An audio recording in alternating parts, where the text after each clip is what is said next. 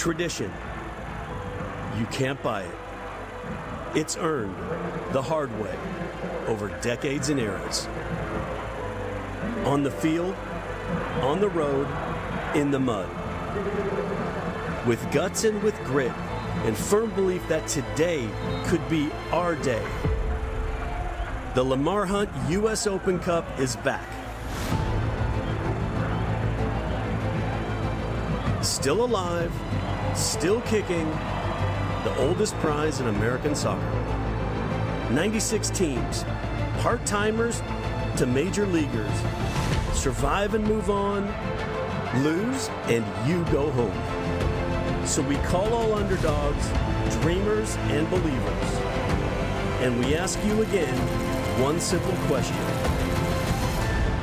Are you up for the cup? The magic of the U.S. Open Cup combined with a special occasion. Westchester SC open up their home, the stadium at Memorial Field, for the first time in club history for a second-round meeting with the New York Pancyprian Freedoms. Alongside Casey White, I'm Jack Edwards here with you in the broadcast booth. Let's start you off by how these teams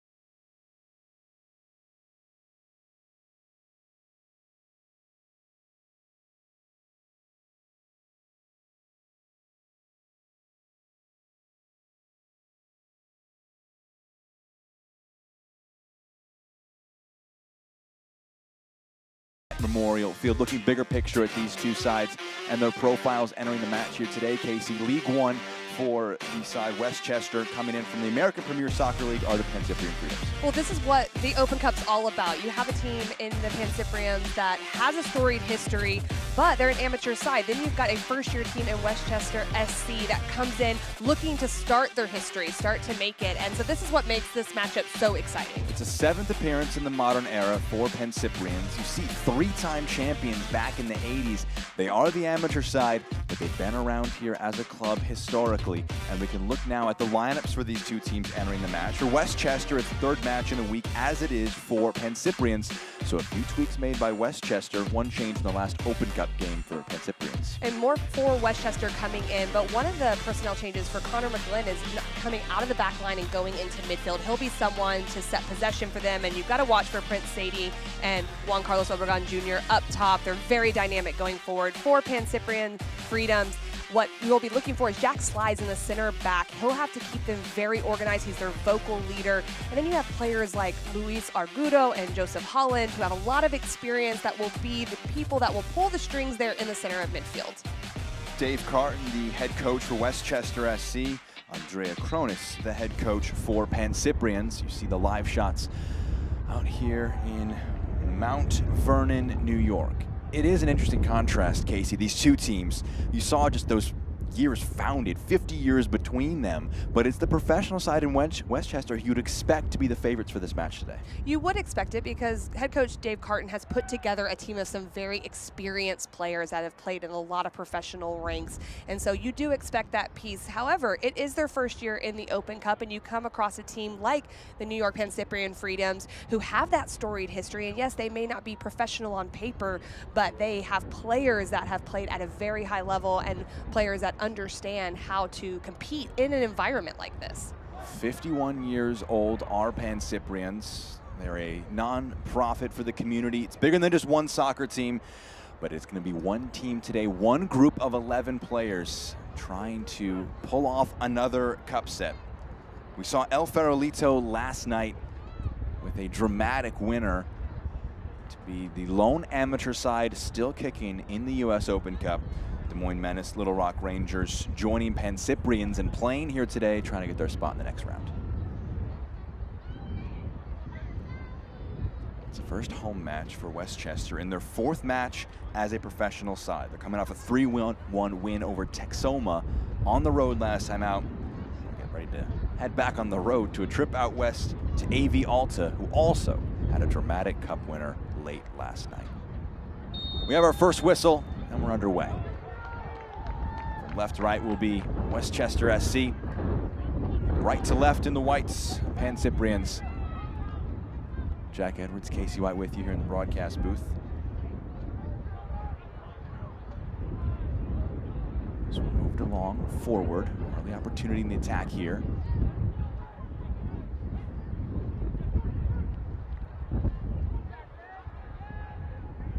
Getting on the end of that one, pushing it out of play is he knew. Early throw in, attacking third for Westchester.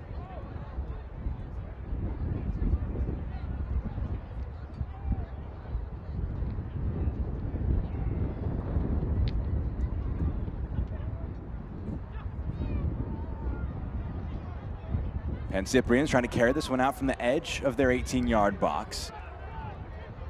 Slight deflection on that clearance. No, there wasn't. Out for a throw for Westchester. These early stages, Casey, very important for both teams. The first goal, you feel like, is going to be, it's always important in games, even more important in a match like this. And both of these teams would love to get that first goal, don't get me wrong, but for Pancyprians, they want to ensure that they stay in this game as long as possible, stay really stingy. But for Westchester, they're going to want to push right away. Yes, there can be patience in their attack, but if they can do that early, it makes a team like Pancyprians have to come out and play a little bit higher. Bowman trying to slide one forward, can't quite link up there, trying to work with Peters. Off to that field, nodded down. Had just about 35% possession in the first meeting between these two sides.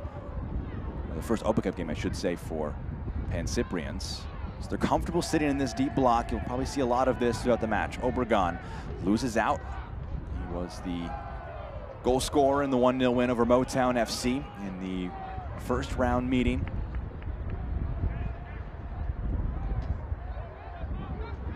Machine Tete. Lawrence trying one over the top, a dangerous ball for Obregon, an early chance and an early goal. 3 minutes in, a dream start at home for Westchester SC. And it's 2 goals in 2 U.S. Open Cup games for Juan Carlos Obregon Jr. And Jack, that's the risk of stepping out of that defensive block as you leave that space behind the line exposed. The ball goes out to Kemar Lawrence, and he just looks to play that ball in behind. Obregon goes off the back shoulder. Jack Slice tries to come over, but because he's coming from the opposite side, Obregon has all the advantage in the world. It's a great finish, a great first touch by Obregon for the lead. Scored in that match against Motown. Took him 81 minutes to score from the penalty spot. This one from open play. This one just 3 minutes in. We said just a moment ago, Casey, how important the first goal is. Does this change anything so early on in the match? So you have 2 trains of thought here as a coach, as Andrea Cronus is going to have to decide, okay, do you keep it as tight as possible or do you immediately go for an equalizer? That's the decision that has to be made here, and coaches can go different ways. So we'll see what their approach is. Do they settle in a defensive shape, keep it 1-0, and then look to counter? Or will they try to get numbers forward? Moved along. Sadie trying to put one in the area. Combination of 3 and blue. Thought about the clearance there, but opting for some clever flicks inside the box. Balon rolls it along. Here's Pablo Herrera on the near side. Thirstino, a bit of a heavy touch. Both teams pointing either directions. The referee points heading towards the Pancyprians' goal. It's a Westchester throw-in. Well, what was really difficult about that goal is as Pancyprians are stepping out, Obregon comes from a deeper position. He likes to play in the midfield a little bit, come off the back line, and it's hard to track at times, and he just times that run extremely well, and those are those little nuances that make him so effective in that final third. So an early goal. Possession again for Westchester. Obregon brings in a teammate. Moved outside, Peters. Here's Payne. Stephen Payne waiting for an option to present itself. Puts one in the area. Knocked down, knocked away. Slides with the initial block. The shot from distance. A save from Josh Levine. Made 7 saves in the first round matchup Kept a shutout through 120 minutes. His side down right now, a good save here. Good box organization there. Slides with the clearance, isn't able to get it out and just unleashes a shot. Levine does well just to make sure there's no second chance opportunity. But that's what I expect to see from Westchester, trying to get into that wide space, make them defend in the box, the Pancyprians, and then pick up those second chance opportunities on those clearances.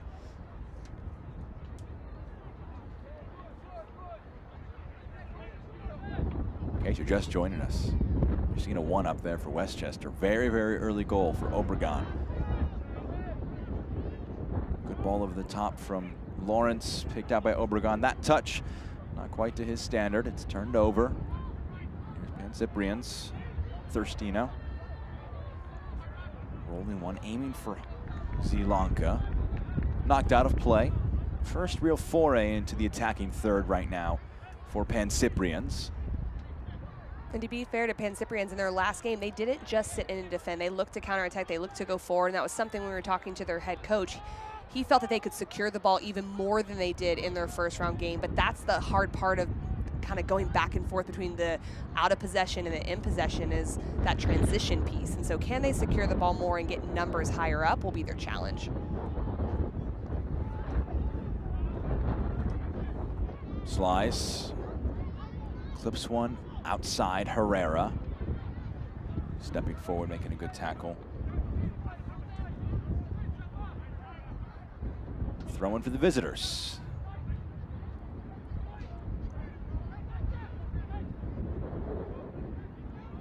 Bowman.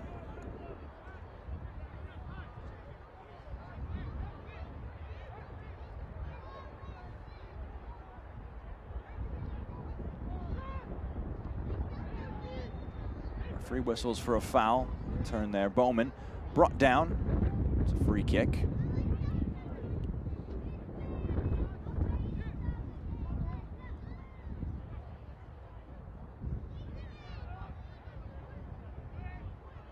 Tete. Lawrence. Sadie.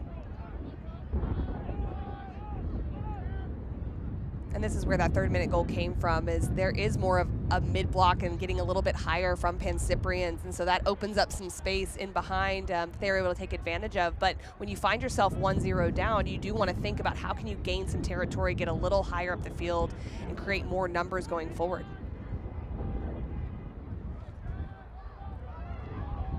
Big sweeping pass over the top, aiming for Peters. He gets there, keeps it in play. 2 and White as options in the box. Whips one in, headed away by Slice. Powerful header out. Rolled along by Argudo. So pushed up field. Half chance there maybe to chase, but Tete shows good work at the back line. Chance now to reestablish possession.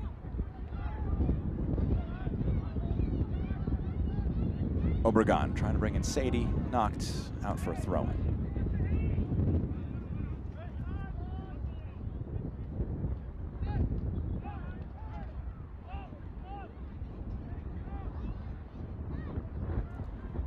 Jean-Baptiste.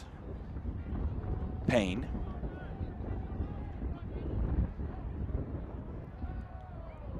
Jean-Baptiste swings one across. Here's Sadie.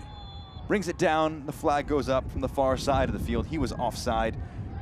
And Sadie coming in after a 2024 they spent with Rhode Island and Charleston in the USL Championship. Part of a really good roster that's been assembled by Westchester, trying to compete at the League One level. Well, and he is incredibly dynamic in the wide spaces, good in the 1v1 isolation, and was a real bright spot against FC Motown in their first round Open Cup game. That he just kept going in the 1v1 in the final third, and they weren't able to connect on that, but it still was extremely dangerous. But I think what we're starting to see already from Westchester is there's some unpredictability in the way they attack. They've looked for some long service, they've looked to get in the wide space, they're trying to play it around the back with good speed of play. So already some changes from their last Open Cup game that seem to be serving them well.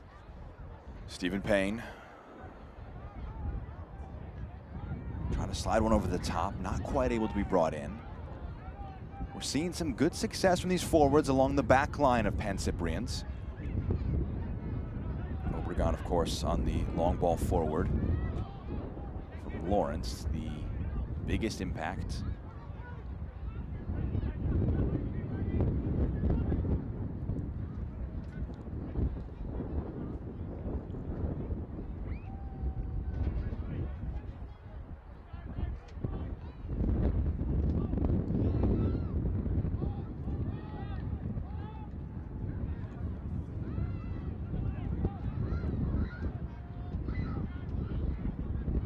Obregon challenging for that header, loses out. Gonna drop for Herrera. Trying to swing it outside in a lot of space, sprinting forward. It's Kelmendi who gets to it. One in the mix, nodded away.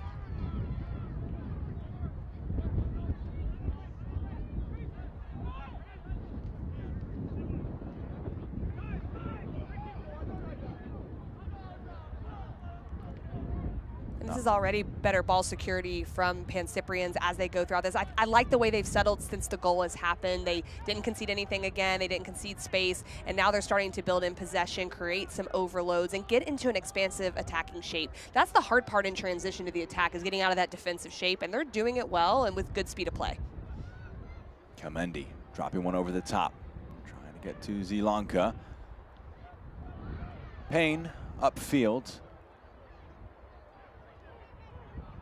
Drops Bowman. Here's Sadie.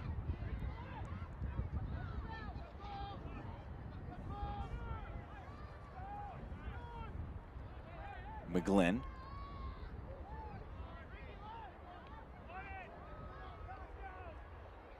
McGlynn again with the header. Drops kindly. Argudo, his pass too heavy. Balon the target.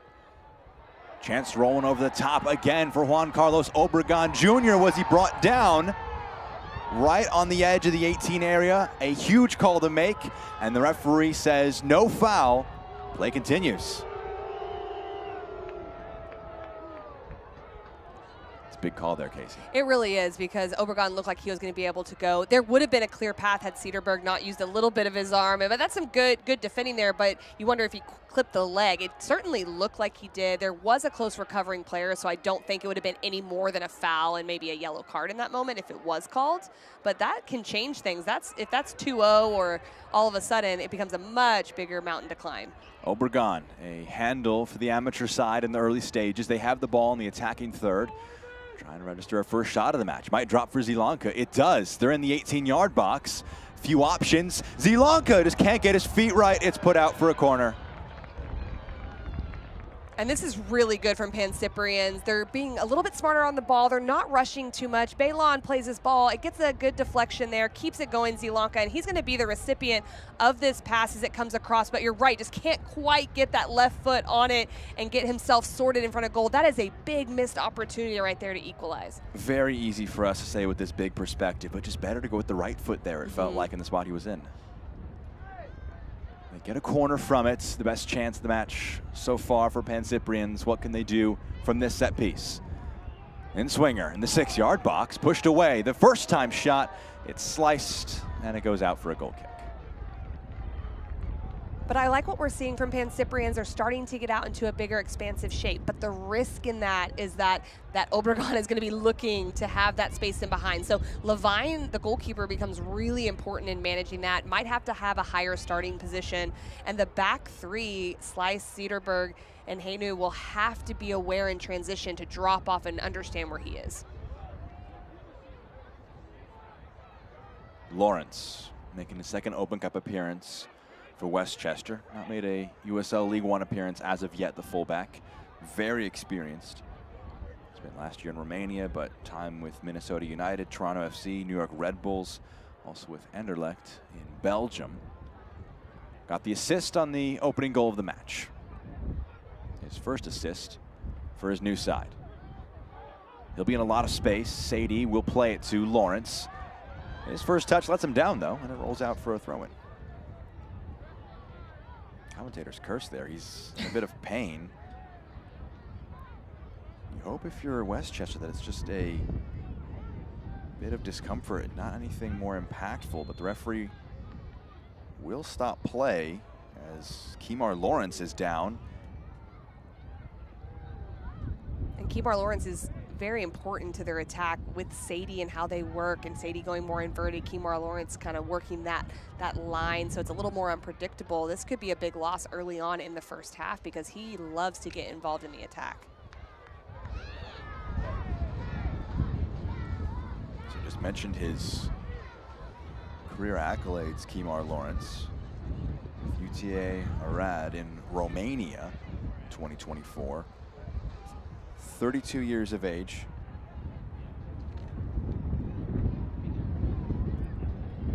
Not featured in either of the two USL League One games so far for Westchester. The season opener at Greenville, a 1-1 draw. Was a starter for all 90 minutes in the 1-0 win at Motown in the first round game. And then when the side was against Texoma on the road on Saturday, part of a 3-1 win, he was not in that side. But talking to Dave Carton ahead of this game, he was very happy with the come from behind performance last time against Texoma, able to get that 3-1 win and goals in the way he wants to score them, set pieces, quick passing forward. It's a results business, but at the end of the day, you want to see steps forward for your team, and he loves that his team is adaptable, and they hadn't gone down a goal. They went down a goal in that game, and then you add on more goal scorers. Obregon's been the player that they've really depended on, but 3 more goal scorers in that game. So you're not only coming back from a goal down and showing that resilience, but you're also getting more players feeling confident and feeling like they're contributing on the stat sheet. Tete.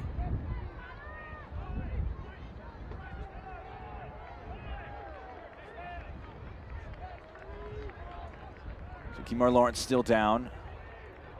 I'll let you know if they try and get him back into play, but currently temporarily down to 10 are Westchester.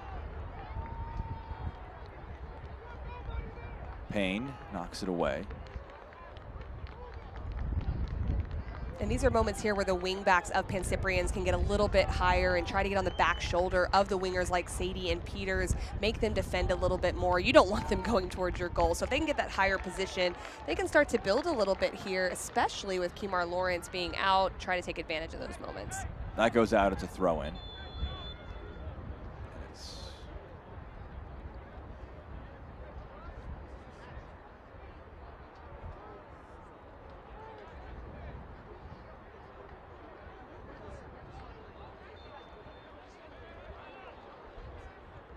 Samori Powder has come into the game. There's confirmation of that sub right there.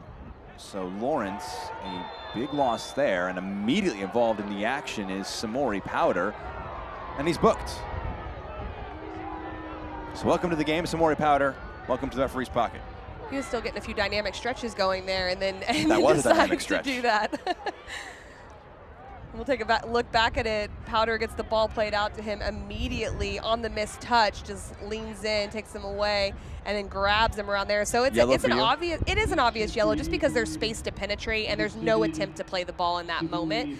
But, you know, if you're his teammates, I don't know if you play that ball for the first touch of someone coming into a game. So just the game management piece is a little difficult in that moment. There's one way to get up to speed is take a 40-yard ping across the field, try and take it down with your first touch. It's a free kick for Pancyprians. The header towards goal. It's knocked down, and Tete knocks it away. It was probably going wide, but Dane Jacoman diving across, getting 2 hands to it, in the end knocked out for a throw.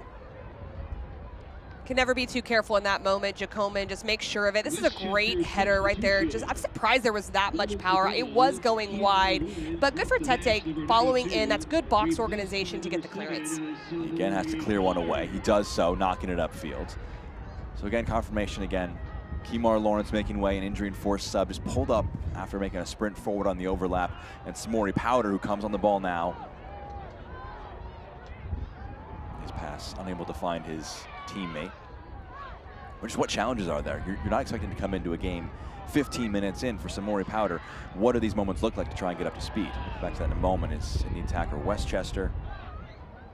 Able to bring in Powder. Here's Sadie. When you talk about Powder coming into the game, it can be difficult because you have sat for the last 18 minutes, come out of warm-up, and most likely not been asked to go jog around or do anything quite yet, because this is not a sub you want to have to make early on, especially with managing moments. Here's Payne. Thought about a first-time pass, moves it in field. Obregon, top of the box, over the goal. It's a goal kick. Well, one advantage to Pancyprians being in a back 5 is when it does get into this area, which Westchester does a great job of. There's extra cover. You have your full back 5 back, but they all recover, and then Obregon's open at the top of the box, just not able to bend that on frame. But that's going to be a really dangerous area that Westchester can continue to take advantage of, and the midfielders are going to have to track for Pancyprians. They did find a good pocket of space between the lines on that instance. Obregon not able to do what he did in the 3rd minute and punish the side. That's a free kick. Prince Sadie was ready to sprint forward against Pancyprian's defense. That was a little stretch, but they get a free kick, the visitors do.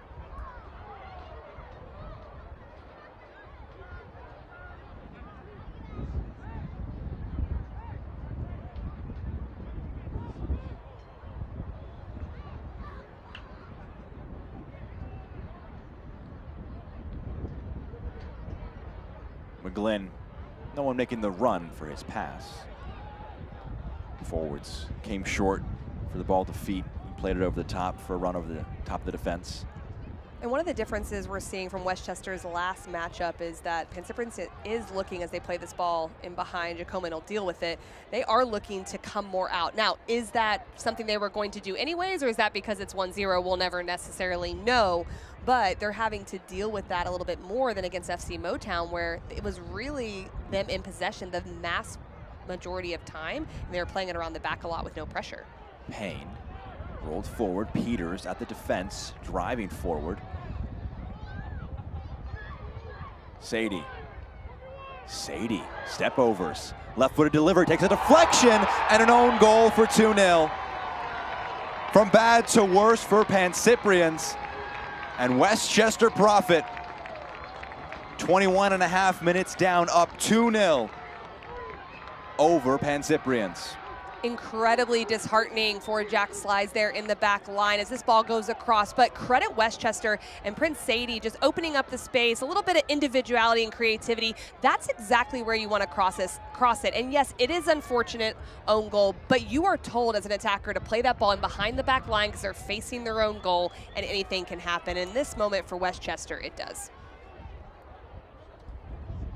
So Prince Sadie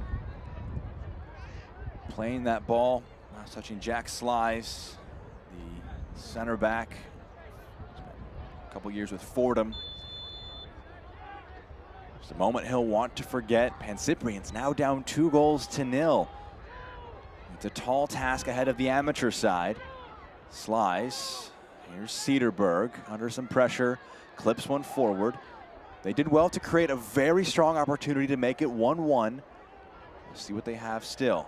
Kelmendi, surrounded by Several and White. That's a great ball, and the header goes over the goal. A good opportunity for Thurstino. It's out for a goal kick. But we're seeing this from Pancyprians. They're getting into their expansive shape. They're getting into their, it looks mostly like a 3-4-3 when they're able to get into it. And they're finding some space wide, getting balls across. And like you said, it could have easily been 1-1. So I think we're going to see some more moments from them in their attack. They look to go forward, and they have secured ball possession a little bit better. They're just getting caught in those transition moments that's been difficult for them. Good first-time pass from Sadie to bring in Samori Powder. Here's Obregon. Powder continuing his run. Sadie. Payne. Good first touch there. Chance to move with the defense. Clipped forward. Ball targeting there. Run of Daniel Bowman, not able to bring him in.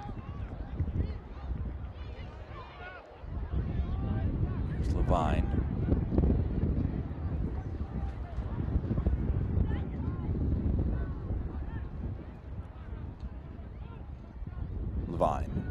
Cedarburg.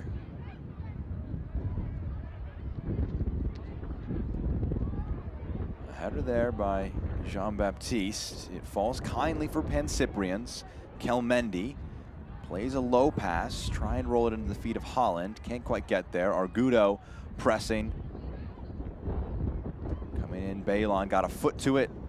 Well left by Westchester, out for a throw. But that counter pressing by Balon is going to be really important because he's able to keep them a little bit higher. They don't want Westchester to break out in transition. So that immediate pressure to force him backwards or wide, even though they give up the throw in, really important just to get your team settled back in their defensive mid-block.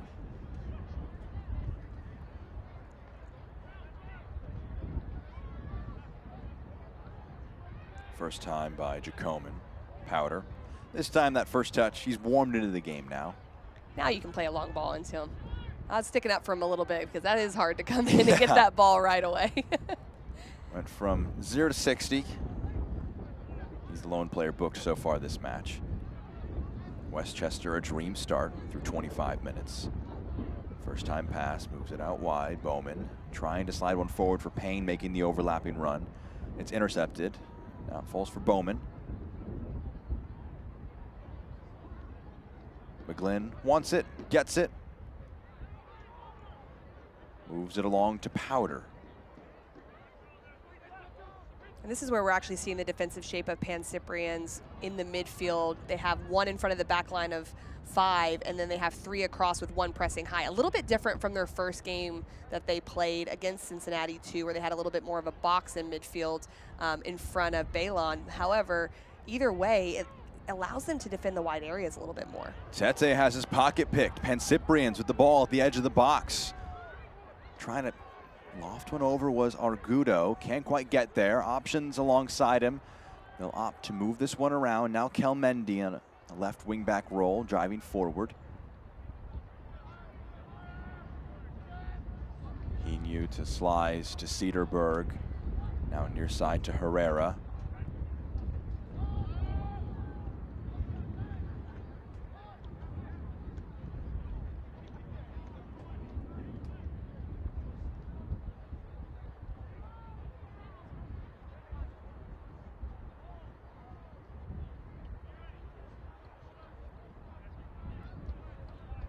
Cedarburg.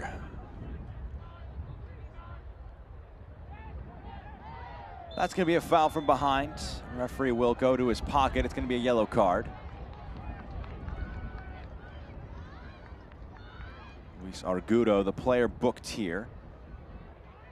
And Pancyprians was really enjoying a lot of possession, so it's unfortunate that that happens in that moment. But Argudo is someone who is going to try to create, and you've got to give him that freedom to do it. Unfortunately, he is dispossessed in that moment. But I like what we're seeing from Pancyprians. It's kind of expected that Westchester can sit back in that defensive shape and not push so much. They've earned that up to this point. But we're seeing Pancyprians, some of their quality come out on the ball as well as they get a little bit higher up the field.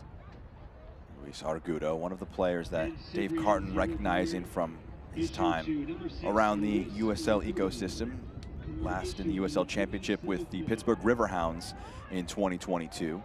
Was in Sweden before that, Inter Miami, Columbus Crew the years before. Here is Powder creeping into the box low. Great ball in, and it's right on the goal line, saved by Levine.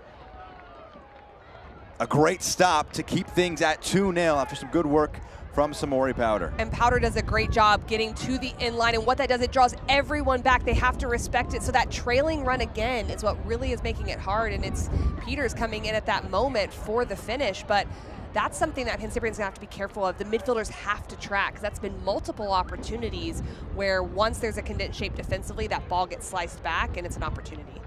Peters won it, Payne's pass to Obregon, intercepted. Long ball forward. Powder wins that tussle and plays a great pass up to Sadie. Bit of clever footwork. Was he brought down? Yes, he was. Cedarburg maybe just catching him with his feet. Not necessarily intentional. No yellow card. Here's the free kick for Westchester. Didn't look like a lot in it in that moment, I didn't think, but there's definitely something. You see the creativity of Sadie. It does go off the back of Cedarburg and just trying to spin and get back where he can defend, and commits the foul. Sets up a free kick here. Interesting strategy of almost putting half a attacking set piece together. Here's Peters. Eventually does clip one forward. Zilanka turns, plays the ball forward. Holland trying to use his speed to get past his opponent. It's good strength in the end. Jean-Baptiste just not letting Holland past. I don't mind that from Holland, though, because he has the ability and quality to take on in the 1v1. And if you're always playing backwards to secure possession, it becomes a bit predictable. So I want to see Holland continue to do that. I think he can be incredibly effective getting into that outside space.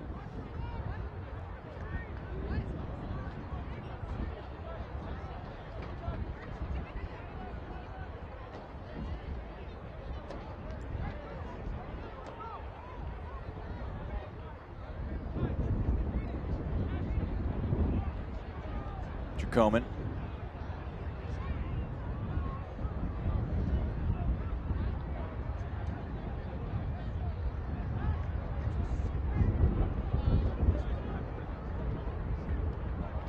And that's what Connor McGlynn can do right there, dipping in between the center backs, just dictating play. He played in center back in the last Open Cup game in midfield today, but he can now dictate play, and they're enjoying possession because they do have this 2-0 lead. They can show patience and don't have to force it. That's a great ball over the top. The flag stays down for Stephen Payne.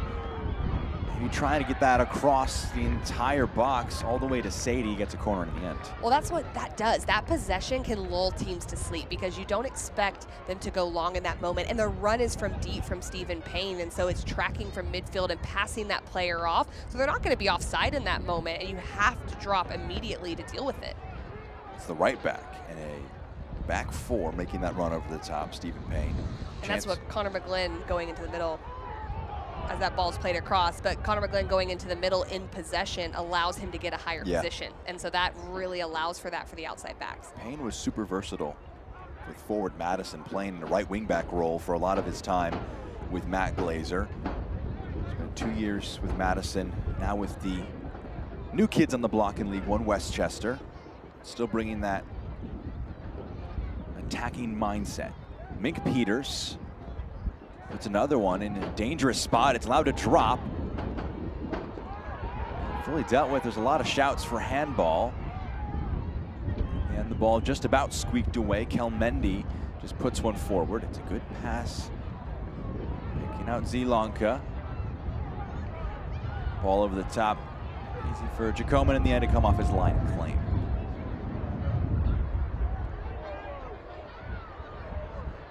Powder.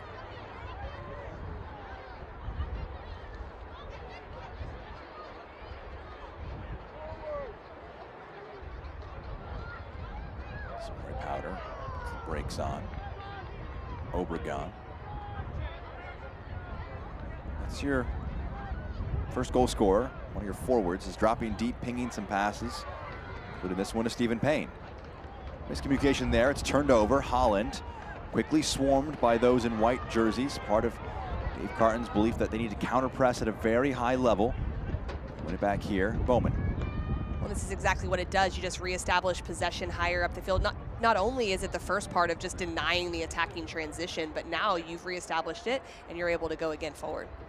Obregon drops one over the top. Payne, flag stays down. A few options. His ball will sit up in the box, and it's 3-0. A brilliant Travella finish from Daniel Bowman, and it's 3-0 in the first half for Westchester SC. Well, Mink Peters playing inverted is just causing problems for the back line of Pancyprians because they're worried about his movement in front. But it's then allows Stephen Payne to go across into the back line, and this ball is just brilliant from Obregon, just floating it in. It's got great texture, good ball across, again facing his own goal is Cedarburg, so he can't get a good clearance on it. And Daniel Bowman, you love the confidence of that finish. There's so many people in front of goal, so he just has to pick a point and then technically execute it, and he definitely does. It's 3-0. Westchester looking the part of the professional side in this match. Incredibly clinical in the early stages. Just not letting Pancyprians make any small mistake go unpunished. It's really good what they are doing, Westchester. You can tell they want to expose the wide areas, but you mentioned Obregon coming all the way from his forward position back into midfield, and I would say almost into closer into the back line, because they're trying to expose the space on the sides of where Pancyprians defends very well centrally, and by all that movement, it's allowing them to find the wide space like they just did with Stephen Payne. That's a turnover up top. Bowman trying to capitalize. Powder wins. Sadie trying to show off his skill. He loses out. Balon trying to swing one to the far side of the field. It comes off. Clipped into the box. Tete knocks it away. Good feet from Bowman. It's a first goal for Westchester SC for Daniel Bowman. First time in the United States for the Dutchman, and a really confident finish. That one's moved to the far side.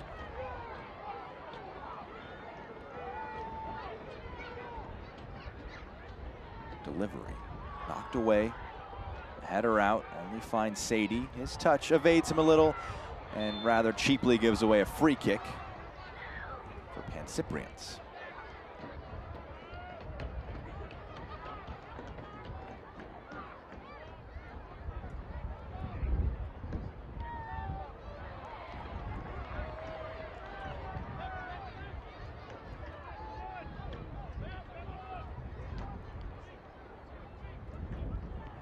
So of course, Pancyprians, one of 3 amateur sides that will be playing today. Elsewhere, the Virginia Dream are at Loudoun United, who currently hold a 1-0 lead. Dane Jacoman, who just played that ball in net, is on loan from Loudoun United, as a matter of fact. They're up 1-0 over Virginia, and just 7 minutes in between FC Naples and Little Rock Rangers. It's Naples 1, Little Rock Rangers 0. So as things stand, it would only be El Farolito as the amateur side to advance to the 3rd round.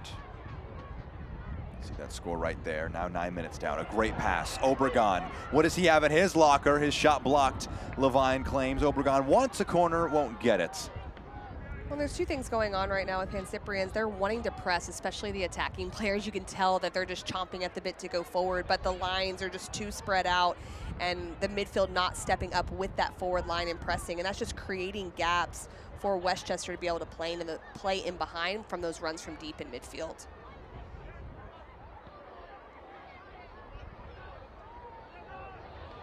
Touch heavy from Herrera.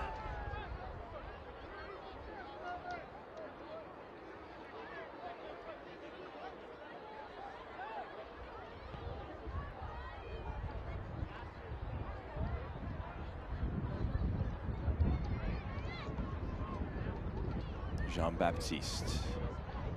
Peters. Bowman. Peters loses out, a foul from behind, a free kick for Pancyprians.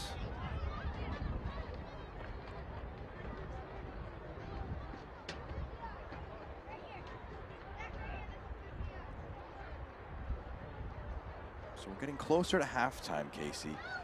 3-0 is a long road back for Pancyprians. What has to change, if anything, if you're going to really try and just go for it and try and stay in this contest? I think one of the biggest things in emotional management is just knowing you really have to just try to get that first goal. You really can't think about it in its entirety. You have to think, how do we get back in this? So can we draw a set piece, and can someone step up in a moment to really convert something? Can we make them uncomfortable, draw a penalty kick? I mean, you just don't know. That moment earlier, putting that away, they weren't able to do that to get the equalizer, but Obregon did it on his first touch in behind of the game. So it's those little moments like that that they're going to have to find to try to have that little bit of belief of, can we cut into this lead a little bit? It's a good point you make about just needing that first goal. There is no field goal to get you 3 points to make this level. It would be a long road back. We'll see what the final 7 minutes plus stoppage time of our first half have in store for us. And I do think their ball security has been better. It's different from when they played FC Motown. Westchester Pancyprians is coming out and trying to play with them and playing a little higher, and they've had some moments of really developing forward, but they've got to press together, because that's when Westchester picks them apart and starts to go forward and get in behind. Payne returns it. Jean-Baptiste. Tete.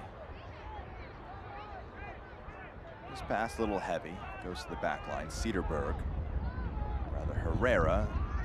This pass doesn't find anyone in blue. Samori Powder back to Jacoman. Payne. Bowman. 3rd goal scorer. He's just joining us just a few minutes into the game, 3 minutes in. Juan Carlos Obregon opening the scoring. An own goal from Jack Slice and Daniel Bowman are the 3 goals so far. So probably a perfect half if it wasn't for Kemar Lawrence going down with what appeared to be some sort of muscle injury. Samori Powder, the first half change required. Powder, after an early yellow card, has come in and adjusted to the game quite well in that left back role.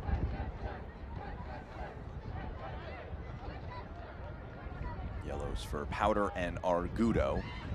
The cautions in the match through 40 minutes. shouts of handball. That may have caught the hand of McGlynn. It's going to be a throw regardless.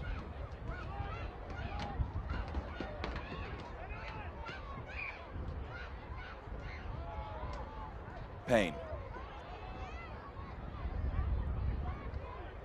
One of the things that's really interesting after talking with head coach Dave Carton is that not only do they like to possess, but they're comfortable out of possession as the foul's called. Obregon will earn that one for Westchester, but they are okay being out of possession as well. So we've seen all this dynamic attacking, but as Pancyprian tries to build into the game, Westchester's comfortable in saying, okay, like, you have to penetrate through us as well. They weren't tested in that in their last Open Cup game, but they've had other games within USL League One play where they haven't been the team that's had the majority of possession, actually below 50% and around the 45% mark, and they've been okay with controlling it without the ball. Payne clips one forward. It's Sadie who's popped up now on the far side of the field. One back, rolled along. Kelmendi knocked out of his feet, out for a throw-in for Pancyprians. 41 minutes down here. Casey, in your interpretation, it could be half dozen of one, six of the other, whatever that saying is. You got it right. Has this been clinical work from Westchester, just a little too easy at the back for Pancyprians? I think it's been some clinical work and a little unfortunate for Pancyprians. I think the own goal, it depends kind of on what side you're on. You say it's unfortunate if you're a Pancyprians fan, and it is, but you also say, well, the ball was put exactly where it should have been to cause problems, and it did. And so that's that second goal, and then just not starting quick, not being aware of the space behind, and you're down 2-0 very quickly. I don't think that Pancyprians has played like it's a 3-0 game. Yeah. But I think Westchester has put them away when they needed to and been pretty clinical in that final third, which is something they've been searching for, to be quite honest. Argudo gets it back. Kelmendi puts one in the mix. Strong header away by Powder. Defends that back post well, out for a throw-in.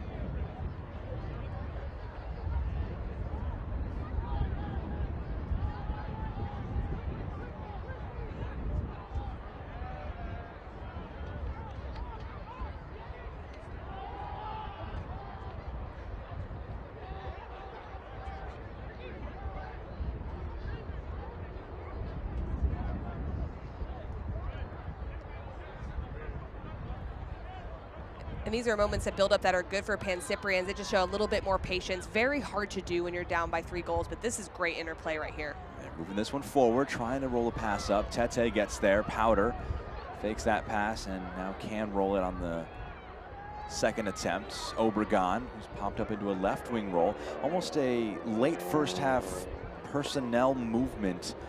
Obregon dropping to the left, Sadie to the right. Just keep things fresh, shuffle them around. And I'll be honest, Obregon kind of goes where he wants to go. He's a floater, he's a rover because he's so creative on the ball, because Mink Peters is over here as well, and so some different looks, and it just makes it where Pancyprians cannot settle in. I called him a left winger. He pops up in a center forward role with 2 in white flanking him. It's Sadie to his right, rolled into his path. Prince Sadie trying to pull it back for Obregon. It's too easy in the end. Stepping in, he knew. Kelmendi.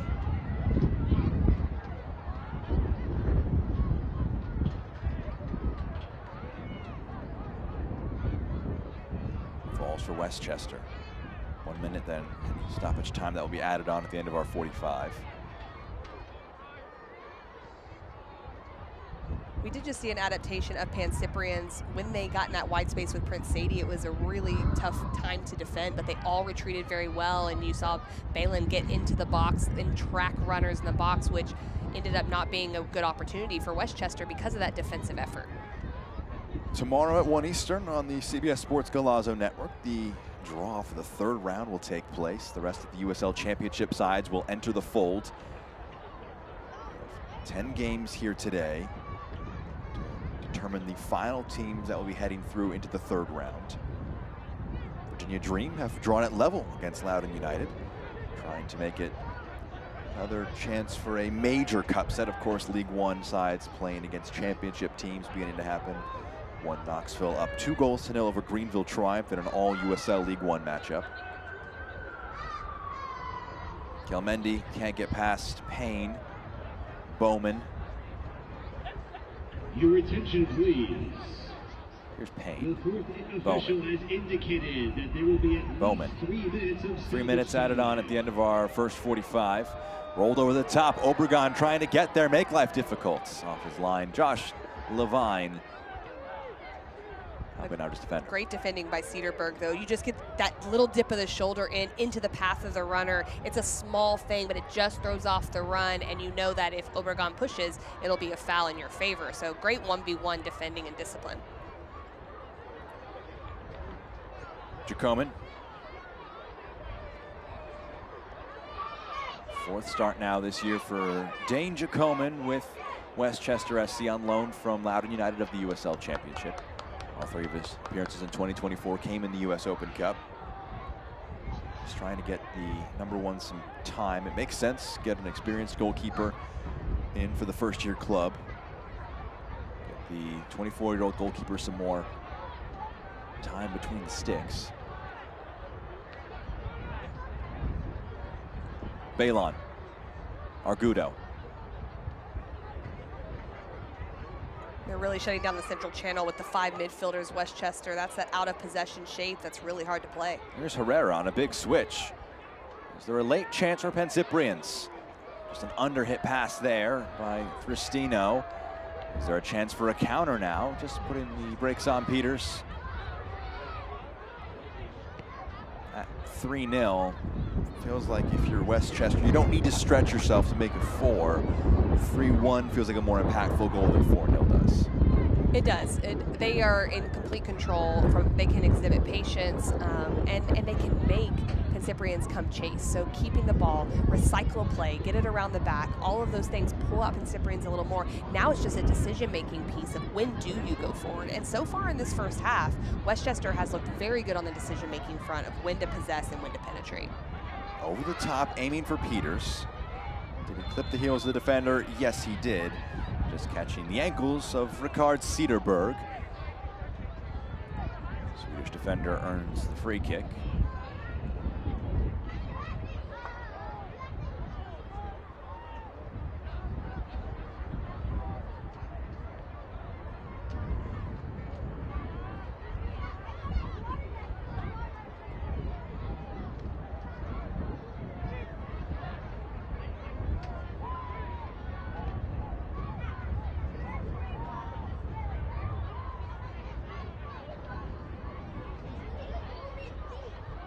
Peters in the final seconds of the half, over the top for Obregon.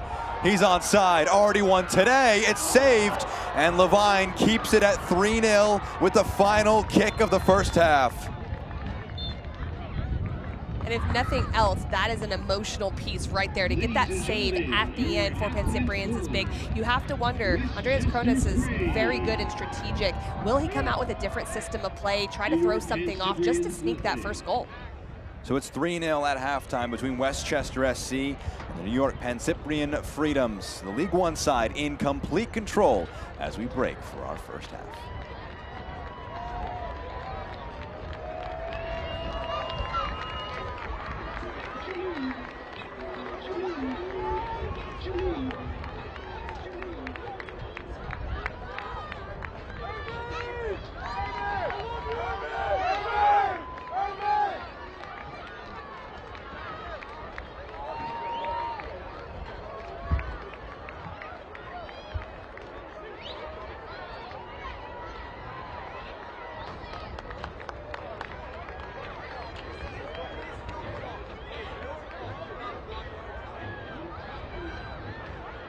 Fans, if you're feeling hungry or thirsty, visit our concession stand here at Memorial Field.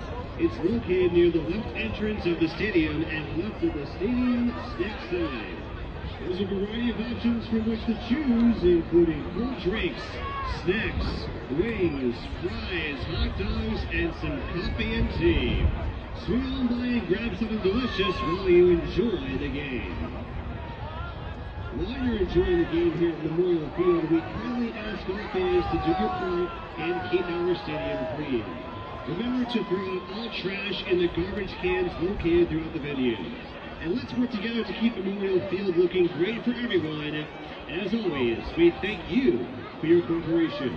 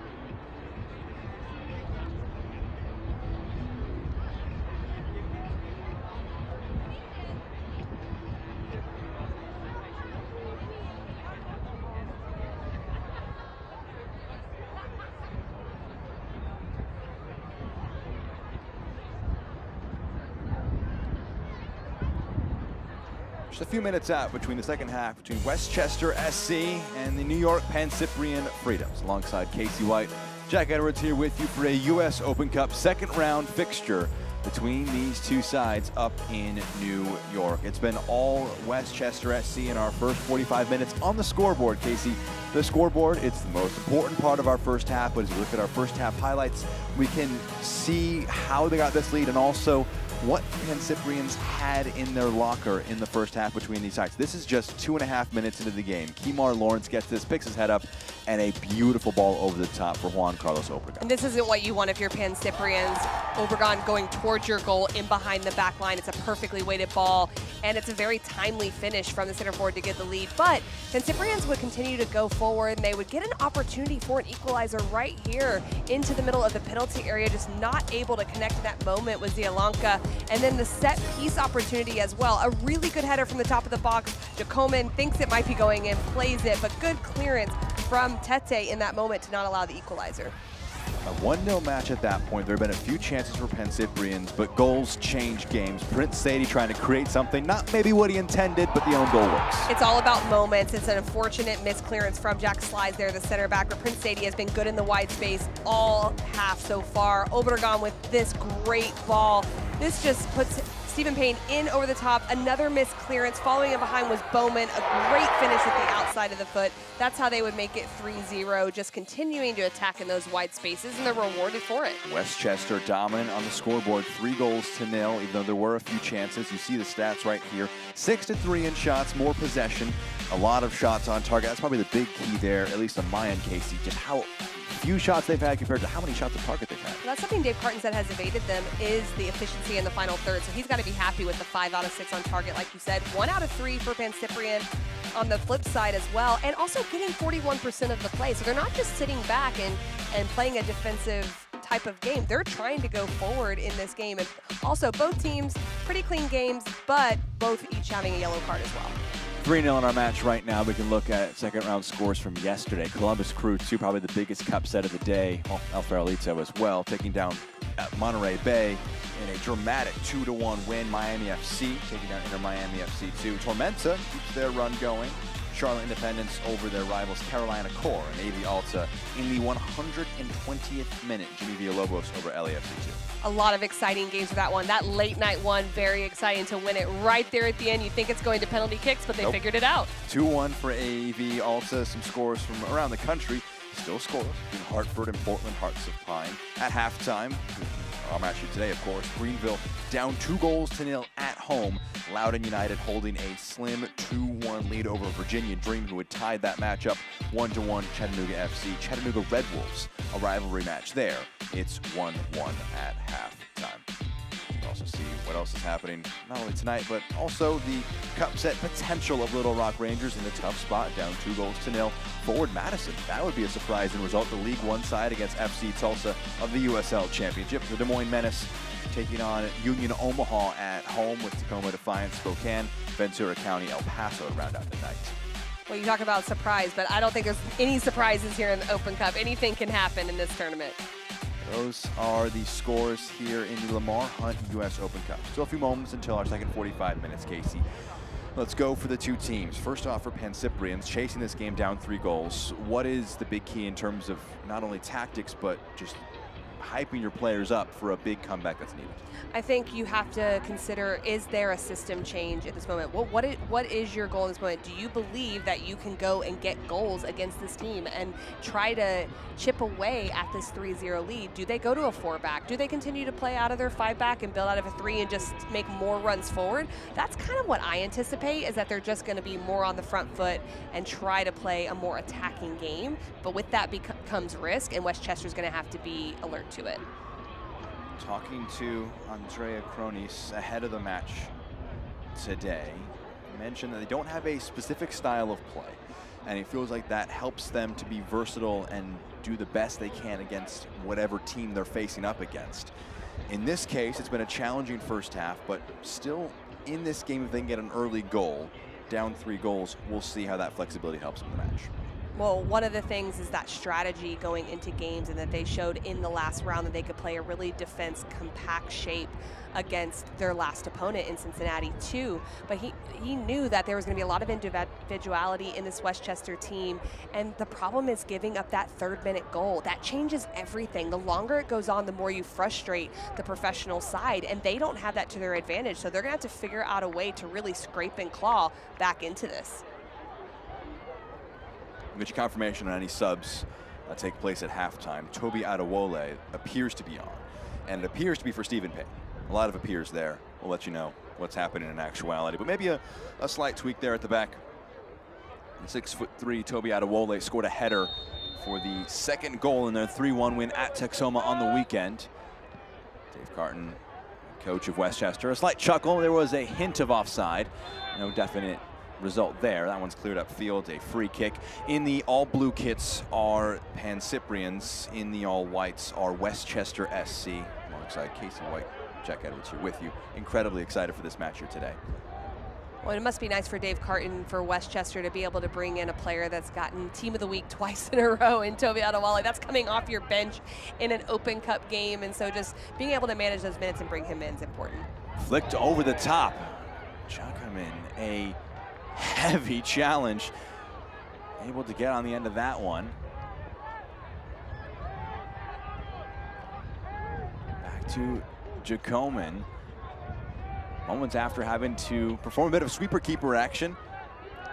But that's that more direct play that we are maybe conjecturing might happen. Okay, you want to play under control, but there's going to be moments to try to make the back line of Westchester uncomfortable, and can you do it? And they were attempting to play into that space between Jacoman and his back line.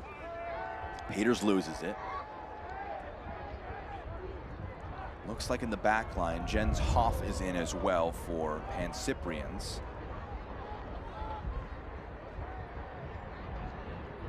Here's Hoff now in the back line. He scored the winning penalty in that shootout over FC Cincinnati too. It's been a different affair in the 2nd round for the visiting side. Went 120 minutes, neither side able to crack through. Josh Levine making 7 saves in that match. It's been a clinical showing from Westchester SC, who were in the attack for the first time in our second 45 minutes. Obregon scored the opener into the 18, trying to open an angle for himself, and it's off the upright. Out for a goal kick, so close to 4-0. Well, and the numbers were right defensively in transition for Pancyprians. They had the advantage, but you've got Obregon, who has just a very interesting cadence to how he plays. He goes quick, then he's very shifty, and he finds a little bit of space. Right here, just trying to curl it into that near post, catch Levine, cheating a little bit to the back, not quite able to do it. But that's how dangerous he can be with a half-yard of space. He has popped up in several roles so far today for Westchester. Coming off a fantastic year with the Charlotte Independents. 18 goals across 29 games. As part of the Pittsburgh Riverhounds team that won the Players' Shield in the USL Championship. 3-1 between Loudoun and the Virginia Dream. An offside flag going up. It's a free kick for Westchester.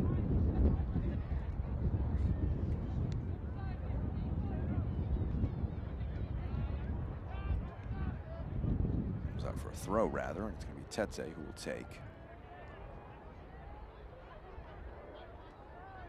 Tete coming across, sliding over to right back. Tete, who started as a center back today, moved over to right back with the substitution of Payne, so will likely be a little less attack-minded. Makic trying to play one, it's behind Obregon. Erman Makic, just his 3rd appearance this year for Westchester. He was a substitute for one League One game, came off the bench in the Open Cup match against Motown. First start for him was a quiet first 45 for Makic. He didn't get a lot of touches on the ball, but he was occupying space higher up the field. He did a lot of defensive work once they did have the goals and had to tuck into the midfield space a little bit. But it's good for a player like that to be able to get a little bit more minutes, get more of a run at it in a game that matters, and play that kind of role if you're not seeing that as much throughout the regular season. 6 changes between matches. They had to factor not only the travel from Texoma and the hangover that might have for the match here today, but also with a upcoming trip against AV Alta coming up 3 days from now. They'll travel, train in LA on Friday, Well, it's not up to the players to think about that, but for the coaches to think about it and go, man, that early goal helps, and then that second goal helps because it releases a little bit of pressure on the staff and their player management. It's not only potential rotation you could make, but also waning down the intensity if this result holds, where you know you don't have to counterpress the entire 90 when you have a 3-0 edge, and 3-0 is the same as 1-0 to get you through the next round. Well, now it becomes more of a decision-making game. Do we attack at speed right now, or do we turn it around and recycle play and enjoy the ball? And there's always that physical piece that you can manage in that moment, which can help when you're managing multiple games. Sadie Powder from left back coming forward. Samori Powder dropping off into some space. Vasquez. Vasquez, also a player who's just snuck on the field. But he's a halftime substitute as well. It's one back, a huge tackle, really important one by Adewole to make sure they can't get a pass over the top. Here's Tete.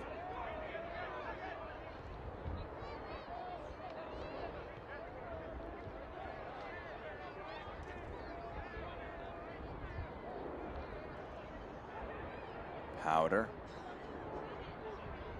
Moving in field. Peters trying to get a shot off through a crowd. It's blocked.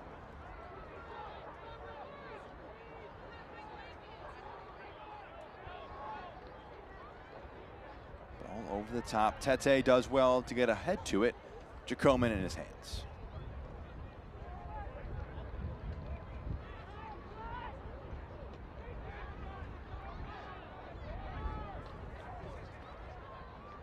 Holland moves it along in the 18-yard box, off the crossbar.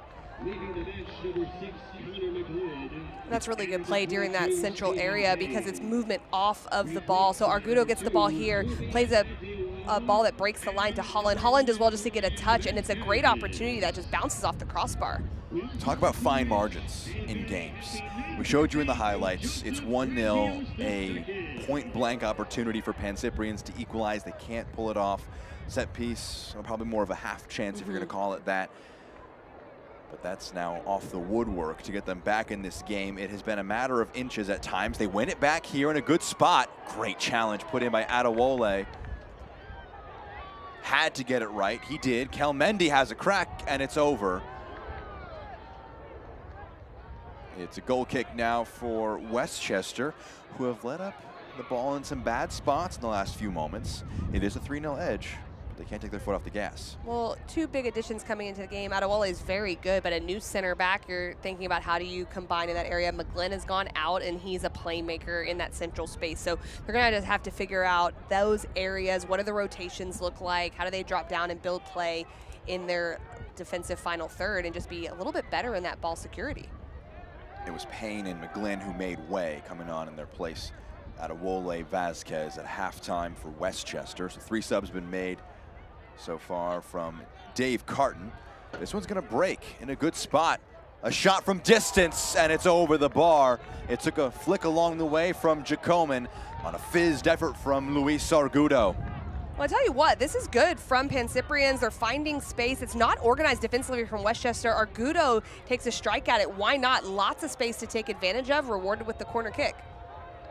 What can Pancyprians do from this set piece? It's put in towards the back post. Jacoman spills it into the net. They're gonna give it as a goal. It's 3-1, and Pancyprians is their life for the amateur side. Well, sometimes this is what happens. You just get your service into a dangerous area. It's unfortunate. Jacoman goes up for this and looks like he gets hit by his own player as he's falling backwards into Adewole. I'm not sure, just a little bit uncomfortable with the way he was coming down. But credit Pancyprians as well, box organization, to be right there, ensure that it goes in when the ball was coughed up. Let's call it a goal for Pablo Herrera, who was point blank and may have crossed the line when he got the last touch, but it was spilled by Dane Jacoman. And it's 3-1. Westchester, after a few shaky moments, the biggest one they've had in terms of shakiness. And is this a potential route back in the match as Holland carries it forward? Bumps off Obregon, and that's going to be an intentional handball. He's going to be booked, And it's a free kick for Pancyprians. Obregon went down very easily in that moment. Yes, he's trying to draw the foul. I don't think it's a foul in that moment because of how easily he does go down, then tries to stop play, as so many players often do, wanting the foul. But it's this central midfield organization that's not going well for Westchester. Joe Holland gets going forward. Obregon is tracking defensively. That was the initial challenge, pretty light, and then you see the grab with the hand. I like that our referee did this because I thought it was a pretty good 50-50 challenge. They scored from the corner, and Joe Holland has this free kick. That one too heavy, almost going goal bound. The excitement for Holland is becoming too much on that. A little adrenaline ball there. in, yeah, definitely an adrenaline-filled free kick. For Jacoman, he'll want to quickly eradicate the memories of that corner that he spilled. It's one of those where the goalie drops it like that. You assume he had to have been fouled in the process, but you made a good note, Casey. It was only his players around him that made his, I think, attempted fall to the ground get impacted. He didn't secure it properly, ended up spilling it into his own net. Well, we'll never know what was necessarily in his head in that moment, but almost like he was expecting impact, and there weren't actually a lot of Pancyprian players around besides Herrera. Virginia Dream trying to be like the Pancyprians. Come from behind, make life difficult. It's late on in that match. We'll confirm when that one goes final or if it continues, if Virginia can keep the dream going on. That's the first time we've seen Levine join in the build-up play, but what that does is it allows Hinu to get a little bit higher in possession. Is that a clean challenge? Yes, it is. Westchester not getting calls to go their way, much to their frustration. What a ball over the top if it can sit up. It will do. Thristino rolls it along. A bit of a heavy touch there, but Pancyprians in the ascendancy, down 2 goals, just 11 minutes into our second half. Well, they're definitely looking to penetrate a little bit quicker, and the decision-making is really good, but I think it's the organization for Westchester in the center of midfield. Without Connor McGlynn in there, they have to figure out who's going to really control things. It should be Bowman in that moment. A goal for Greenville. We're also down to 10 men. Mixed bag of news for Triumph fans there, 2-1 between those two sides. League One opponents now for the new side, Westchester. There was a draw with Greenville to open the season. A pair of penalties in that match.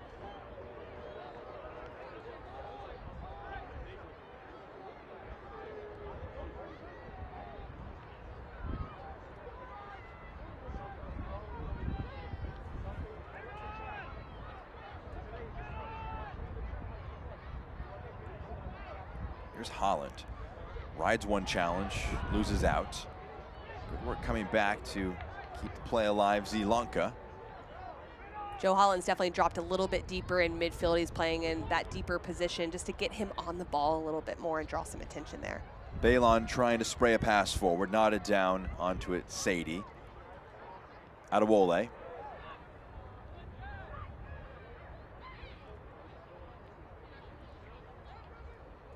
High pressure.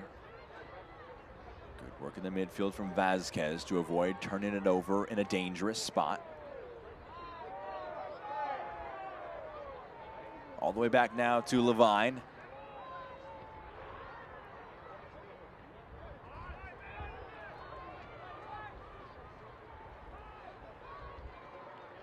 Pancyprians.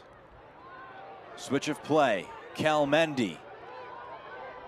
4 in blue to aim for. His delivery at the near post knocked down. Tete puts it out. Shades of the own goal that Pancyprians conceded. It's a ball from this left-hand side. Not enough whip on it to make serious problem. Tete puts it out for a corner, but again, this near-sided corner. They've conceded once from it, Westchester have. Another corner, again to the back post. This time over everybody, can't be kept in play by Kelmendi, out for a goal kick. You almost get the sense on the last 2 set pieces, the one free kick and then that corner, it's a little bit rushed. They've done some really good things, Pancyprians, in these first almost 15 minutes, where they're rewarded with the set pieces. You want to take your time, make sure all the runs are organized, make sure the service is exactly where you want it to be, because those are critical opportunities to narrow the gap.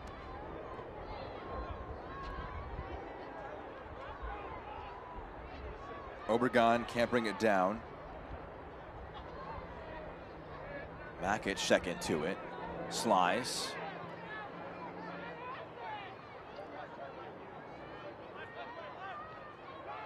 4-2, Loudoun United. Putting the finishing touches on their spot into the next round of the U.S. Open Cup. 2-0 between FC Naples and Little Rock. So the amateur sides on the ropes, all with 2-goal margins. El Farolito at risk of becoming the only side to advance. Out of amateur sides, I should clarify. What's interesting, Jack, is we're starting to see that Westchester's having to go long. Pancyprians has changed the way they're pressing. They were pressing with 1 forward in the first half. Now they're pressing with 2. They're now more in a 3-1-4-2 in the way they're pressing. And they're just saying, center backs, you 3 have to deal with the counterattack. We're going to put numbers forward. They're playing more direct. And so it's causing Westchester to be a little bit out of sorts. But I like that system of play change that we're seeing from Andreas Cronus, the head coach. Tete. His pass is cut off by Holland, who's gotten into the match a lot more in our second half. In a bit of space to have a crack. Herrera was on the doorstep when they scored their goal.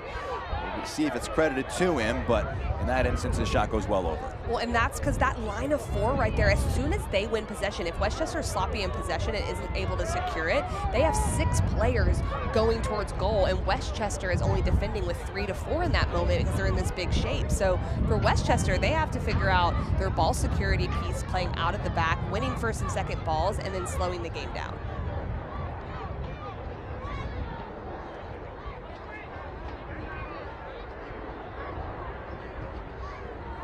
Obregon. Intercepted. Pass takes a deflection. Slip off the ball from Zilanka. Tete. His pass forward, not able to be Chad's opponent. Here's Holland. Trying to squeeze one through to Zilanka. Jean-Baptiste Jacoman. Ball that's won by Kelmendi. He's held up, and it's a free kick.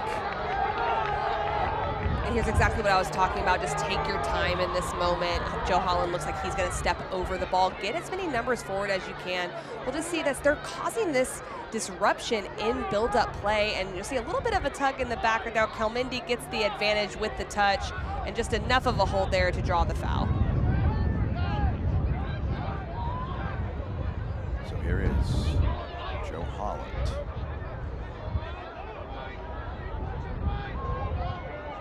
Last playing professionally in 2019, the man from Birmingham, England. A good professional career for him. He stands one up. The header lifts it close to the goalkeeper, Jacoman. This time much more assured, rises highest and claims it.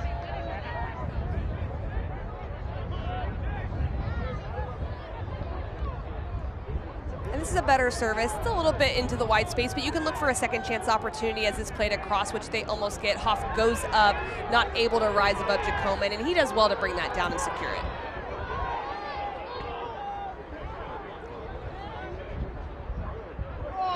What a touch. Rakic did very well to bring that one down out of the sky.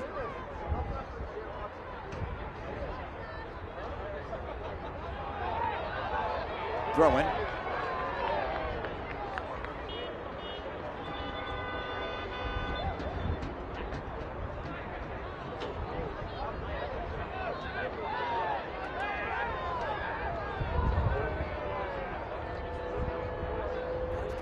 Good deal of arguing from both sides. A throw in from Westchester.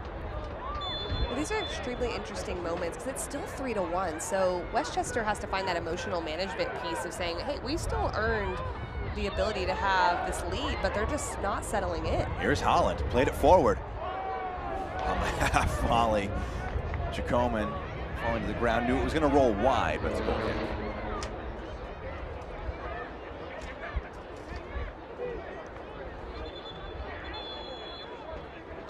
It's going to be a chance for a substitution, most likely here.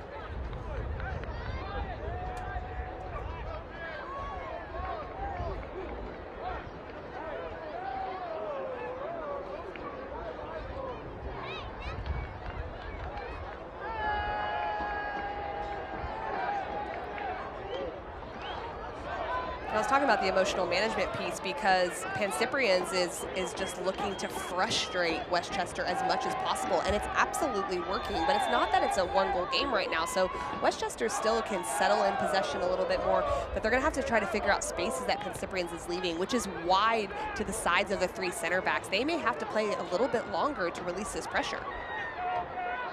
Jean-Baptiste Tete combining to try and clean this up. You see Noah Powder has come into the match. Powder, 26 years of age, the brother of Samori Powder. Over the top, hold back, Levine puts a foot through it. Noah Powder coming off a great year with Northern Colorado Hailstorm. Regular feature for Trinidad and Tobago. Here he is on the ball.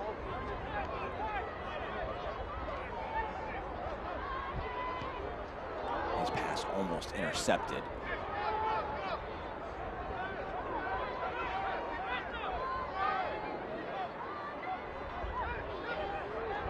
Westchester playing with fire. They lose the ball here. Trying to win it back. It's played forward out for a throw. And I believe Powder's brought into this game to settle things a little bit. Connor McGlynn going out, he was playing that 6th role in the holding midfield by himself. Bowman kind of came into there, but he does better in a more advanced position. Powder comes in, he's simple in possession, he's a connector type personality, so you would expect things to settle down a little bit for Westchester, but there's so many numbers in that central channel from Pancyprians that they're dispossessing pretty easily in that area.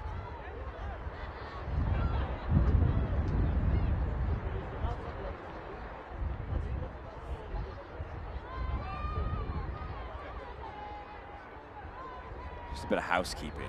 That goal was credited to Pablo Herrera. The match for Westchester with the 64th minute was number 14, Mink Peters. You hear the announcement from the PA. Peters making way, Powder coming in. And that just pushes Vasquez out into that left side channel in the wide area. He'll go out into that space. He was more centrally to start the second half.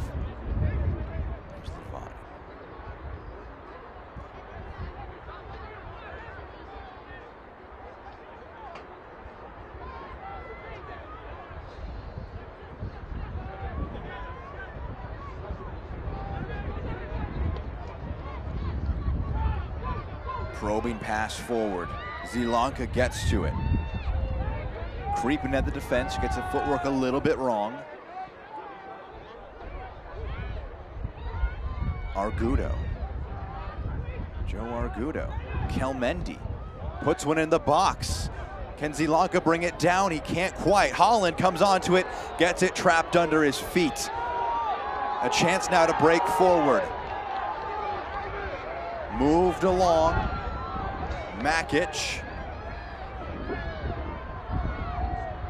trying to skip past one defender. In the end, out for a corner kick.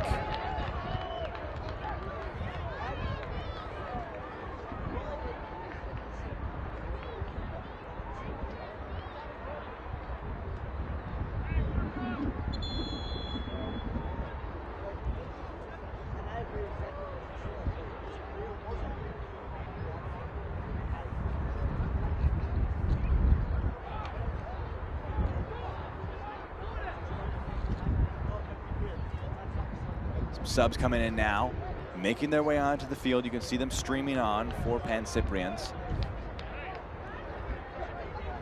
Immediate action here will be defending this set piece.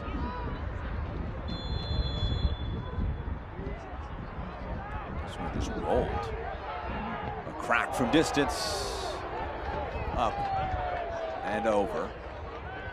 You can see the urgency the Pancyprians are playing with, getting that ball right away. They want to get it in play and keep going, because right now they can definitely feel that momentum shift where they're trying to make Westchester uncomfortable.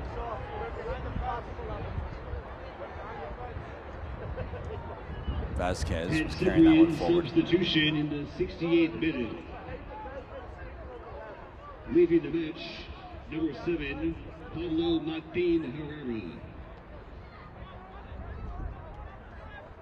Replaced by number 17, Pablo Ablanedo Yaneza.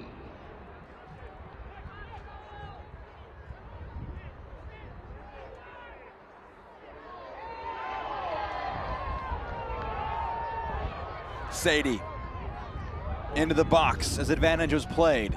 Laid off for Vasquez, has a shot, and it goes just wide. Deflection along the way, corner coming. And again, a lot of the opportunities for Westchester, because they're putting pressure on the back line, they're having to drop, they're having to concede space, and it's that little bit of half space right in front of the back line. Sadie drives, he finds Obregon's feet, great first touch to possess. So everyone is compact back. There's 8 players behind the ball, and that shot from distance from Vasquez just not able to connect due to the deflection. Pablo Herrera made way. Pablo Yaneza came on in his place. Another corner for Westchester. Good delivery, lifted up and out. Maybe a chance to break. Trying to move it along. Argudo, first time. Zilanka. Holland had the option with him. Zilanka, can he try and find Holland? Trying to go across. Jacoman gets to it. But there's a really good counterattacking efficiency in that moment with the look over the shoulder, spraying it wide. And then there's this run, though, on the backside. Zilanka doesn't see it or chooses not to go with it, takes on in the 1v1, does well to get this across. Jacoman, though, covers the space incredibly well. Zilanka scored the lone goal in the side's 1-0 win on Sunday against Manhattan Celtic. They extended their lead across their division by 6 points. Up 6 points in the Metropolitan Division. Sadie. The side up 2 goals.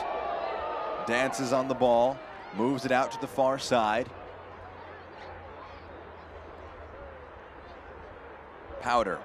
Samori Powder, that is. Just slipping the build-up. This one's moved along, the flag goes up. Zilanka was in acres of space, but he made his run just too soon. Just a timing piece in that moment, but you can see that they've recognized that there's an opposite side space that they can take advantage of. The way Westchester attacks, they get their outside backs really high. They want to play in tandem with the wingers, and so when you counterattack, that opposite area is wide open. They're not even taking a look. They're just playing it, and they know they have a runner that's going into that space. Tete.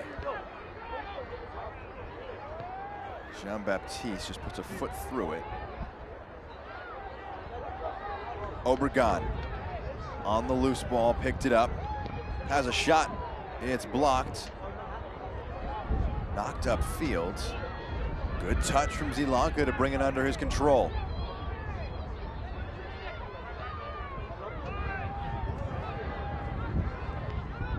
Well, here's the big shape again from Pancyprian that we're seeing a little bit more of, with only 4 back, with Balin right in front of the back line. What a switch. Luis Argudo has a run. Kelmendi trying to just squeak it along. In the end, it was a raised boot, and a free kick kills the opportunity.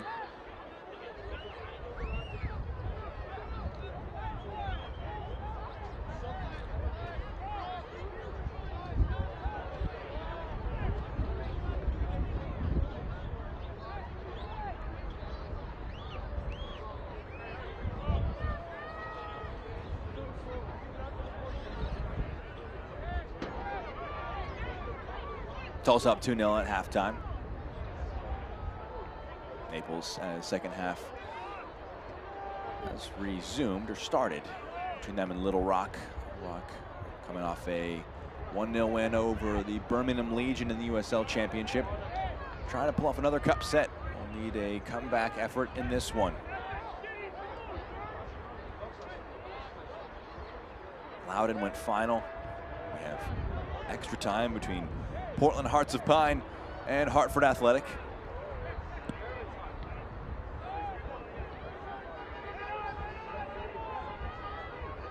I I think we're really seeing in the second half that Pancyprian starting to show their quality on the ball. They did have some good possession in the first half, but they're playing with a little bit more urgency, which they have to. The game has forced that to play forward. And overall, and obviously there's some missteps like that touch right there, but they've done really well to secure the ball going forward and get runners off of it to make Westchester more uncomfortable. And we're seeing that throughout the second half.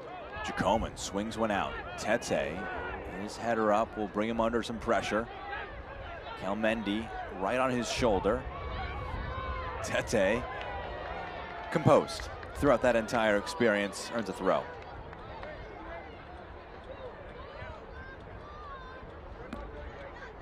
Again, the draw tomorrow on CBS Sports Golazo.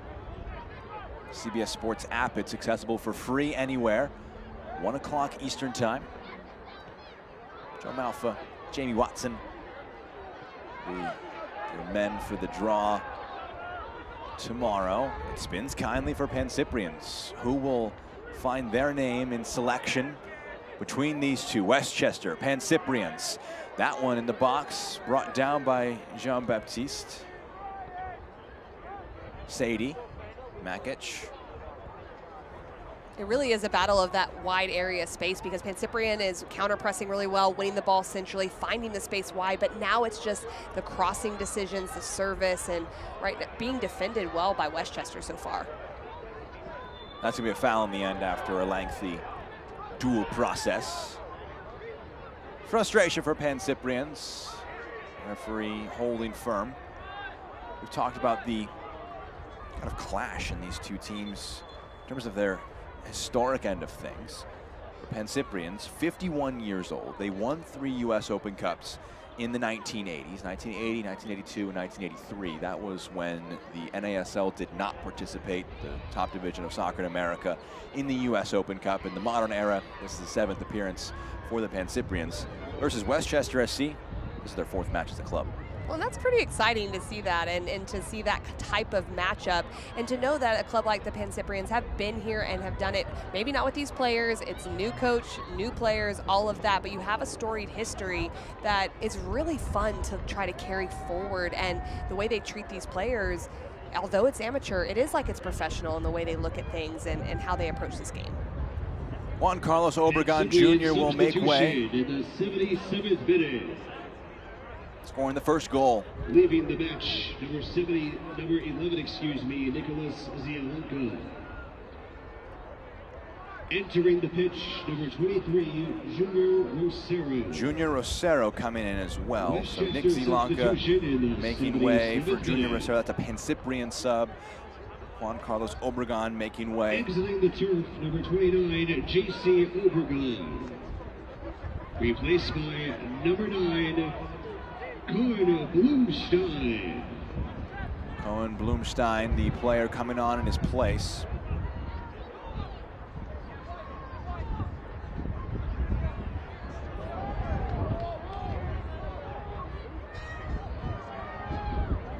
Holland. Confirmation of that sub, Rosero coming into the game. If you peruse the Instagram page of Junior Rosero, you see some fine quality finishes. Dave Carton definitely pointed it out. That's when we were talking of how dangerous he can be in and around the final third. So this is a really timely sub to come in and generating a lot. That one played forward, knocked upfield. Sadie, the target of this clearance. He flicks one along. Blumstein trying to just use his strength, rides one challenge, trying to use his speed now. Blumstein in behind the defense, trying to chop it onto his left. Keeps the chance alive. His shot blocked.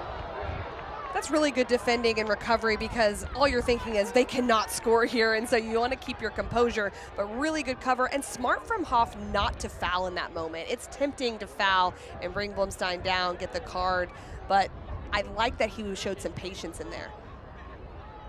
Pancyprians, after a first half where it felt like everything that could go wrong did go wrong. The own goal, early goal they conceded against them, had a chance that was, you don't want to say harder to score than not go their way, but they created a good opportunity they couldn't score. This half still alive in it. Kelmendi, that one across, it almost turned into a shot out for a goal kick. They have a heartbeat. 12 minutes left, down 2 goals. Well, and I think a big difference that I've noticed is the pressing with 2 at the front has forced Westchester to be uncomfortable in possession. That has changed the momentum of the game. But also the industriousness of the midfield. One thing in the first half that was happening was Westchester was getting wide, getting crosses, these missed clearances, and the midfielders wouldn't be there to pick up second balls and get them out. Now they're covering so much ground. Holland, Argudo, Belen, they're having to cover a lot of ground to make sure that nothing happens in that central channel. Over the top. Levine off his line. The flag had gone up. Goalkeeper did well at the edge of his box to get to that ball first before Vasquez.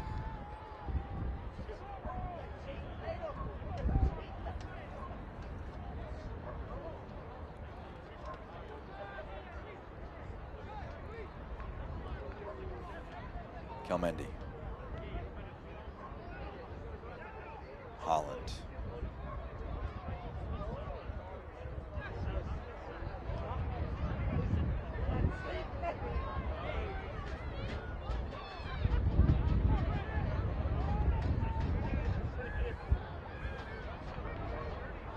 Off.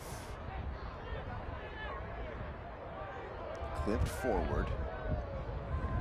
Jean-Baptiste, no risks taken, knocks it away.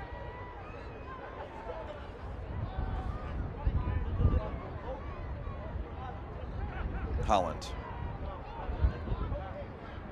Another piece for Pancyprians. I think the deeper that Joe Holland has played, the better it's been for them. He just has more touches on the ball, and he's so sophisticated in possession. Kelmendi.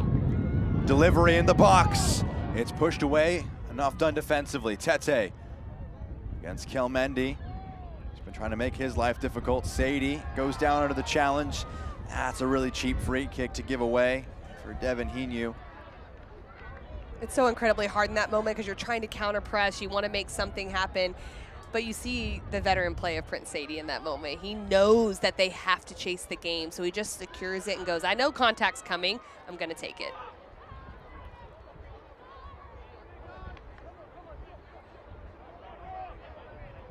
Ladies and gentlemen, your attention please. Tonight's official attendance is 2,026 fans. Official attendance announced at the stadium at Memorial Field, over 2,000 for the first home match. Great footwork there. Pancyprians trying to provide spoiler. First home match for Westchester SC. Originally thought it would be against Rhode Island FC in the Jägermeister Cup, coming up later in the month on April 27th. It would be a different cup competition that would provide a first home opportunity. 3 goals in the first half. It's been a more closely fought second half so far, but it's still the home side who will see themselves through to the 3rd round if things hold as they are.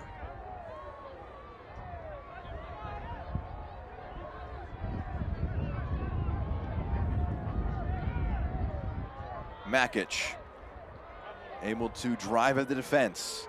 Thought about a shot maybe, moves it out wide instead. Returned, Makic again in a pocket of space, his shot blocked. Returned, blocked again. Argudo. Thought about maybe a pass over the top. He will play it in the end. Adewole. Going down under the contact. Felt like he was caught in the face. Slowly getting back to his feet so the referee won't stop play for a head injury. Here's Noah Powder. Powder. Sadie. Prince Sadie. Skips past 1. He's being held up by his opposite number 3, Dennis Kelmendi. Well, and Sadie just looks in control when he's playing, doesn't he? Defensively, he did it, drawing the foul. There he draws the foul in isolation. That one taken quickly out for a goal kick. Prince Sadie, 32 years of age. He spent last year with Rhode Island and Charleston. Previous 2 years before that with Hartford Athletic. 64 appearances, 14 goals, 12 assists. A really good return for him up in Hartford. And it's no surprise he's been the bright spot in many games. He definitely was in the last Open Cup game, and he's been very good here this evening as well, and just very dynamic off the dribble. Holland trying to pick out Rosero in the box. He was able to get a foot to it, not bring it under control. Good work from Hoff. Bumped Blumstein off of it.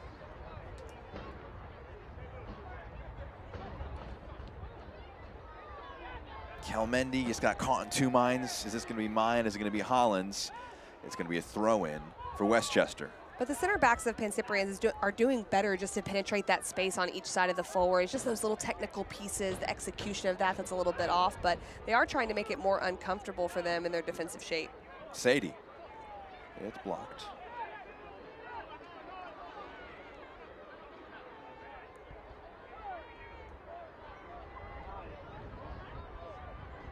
Moved out wide by Bowman. He got the third goal. And it's really maybe his third goal that they're most appreciating right now, Westchester. Are a 2-1 game, and you're feeling a lot different.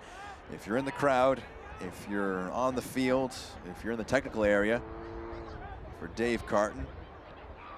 And I think Dave Carton was probably waiting for them to realize, okay, it's 3-1, it's not 2-1, because they did look a little bit out of sorts for longer than you would think after they gave up that goal. But that's part of adapting, that's part of getting used to different types of situations that happen. And now they started to settle in a bit more, even though Pancyprians still are defending quite well.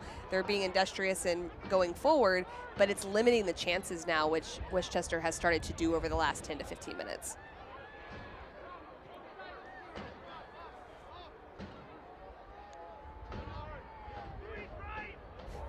Sadie.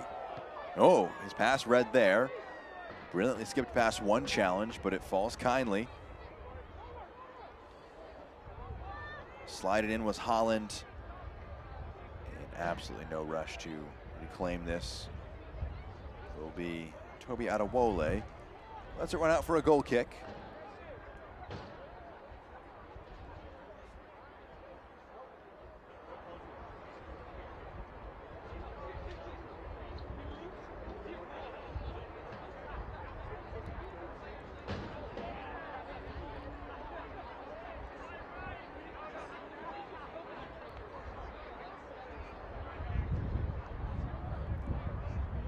Dane Jacoman takes the goal kick.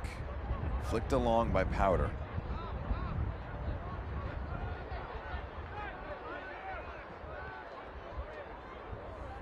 Kelmendi. And Pancyprians are definitely looking to dictate play off the left side. That's when Levine joins, so Kelmendi can get a little bit higher, be more of a winger in that space, and that's something they've done really well in this second half of getting Kelmendi in a more advanced position. FC Tulsa want no cup set to take place up in Madison. Up 3-0. Kelmendi. Low ball in. Puts it in that corridor of uncertainty. It's out for a corner. And that's what's happening right there. That's your wing back getting even higher when the three backs are playing. He's able to do that, and he's doing really well. That was one of his better opportunities on the cross, trying to pick someone out. Joe Holland. Another set piece for their talismanic number 10. Aiming for the back post. Jacoman gets something to it. It's still in the box. Bounced out. Both teams want it. It's a goal kick. Last touching Pablo Llaneza. That's a really tough goal kick to concede there when you were so close to another set piece. Well, because he could have let it roll out, too, for a corner kick. So he decides to play, which I don't fault him for, but to have that unfortunate bounce off his leg for the goal kick is not what you want. Goal scoring has relatively slowed down elsewhere.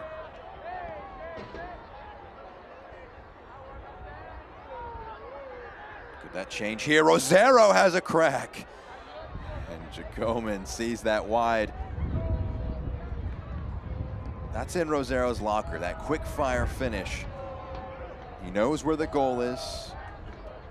He knew Jacoman wasn't entirely set, but always is going to require a special effort on the half volley from some 30 yards out. And he's lingering between the center backs, hoping, being optimistic, wanting that ball to bounce in behind. That's what you want your front runners to do, is just be aware of those half chances that they can turn into really good moments. Holland challenges. That one, is it going to come away? No foul called. Sadie rolled forward his pass to central. It's capitalized on by Hino. Inyo, Holland, his pass again a little too heavy there. Tete. Touch there from Powder, a little errant. Sadie. Prince Sadie trying to deliver a ball in. That one sliced back. Jack Slies again on this one. It was delivery from Prince Sadie that he sliced into his own net in the first half for what is currently the decisive goal. Final seconds of regulation. We'll learn stoppage time afterwards. We'll see how much longer Westchester have to try and hold this in the corner, try and kill off. Going down Makic, one back. Argudo gets a throw, quickly tosses it in. Rosero, his pass there poor, turned it over. Luis Argudo, he was kicked there, free kick. Quickly taken. Junior Rosero, Kelmendi.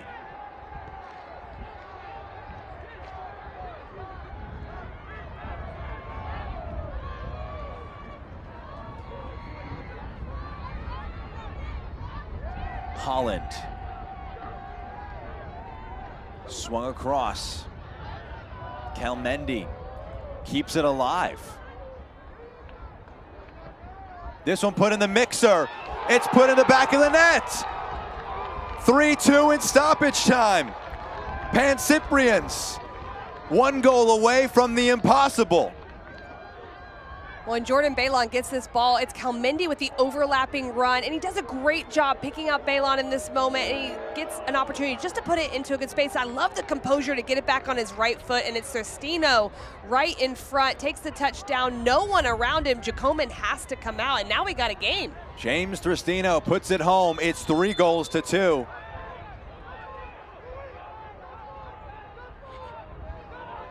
We're uncertain on stoppage time as well. When we get it, we'll give it to you. Urgency, though, for Pancyprians. How much more time do they have to try and turn this one around?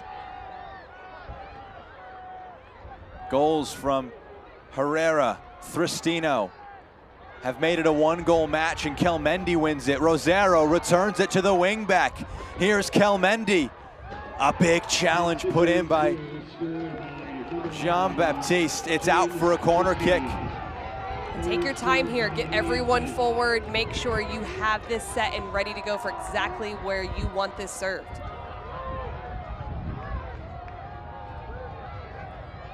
The corner, deep into the box. Levine is up.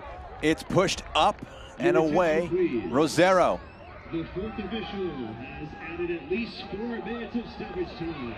We're hearing now at least 4, so we're halfway through the minimum, but there was a goal in that. So 2 minutes, potentially a little more change on top of that. It's thrown back in. Levine is in the attacking half. It's nodded out and away. Sadie, a big touch out in front of him. He's played all match. Very smart there by Prince Sadie. Your eyes get big, and you're a goal scorer, you want to go, but you've got to think about the team concept. They draw the foul right there. Rashid Tete does a great job. I love that from Prince Sadie, though. A lot of experience in that moment just to eat away the clock. Noah Powder restarts play. It was blocked from close range. A good challenge put in. Referee playing advantage. Vasquez, big challenge put in. There's a big tussle there, a free kick for Pancyprians. Free kick blocked there. Vasquez will find himself booked. He won't mind much. It's anything that they can do to stop what must have been impossible. Vasquez booked. Less than a minute. Josh Levine. Throw in, Pancyprians.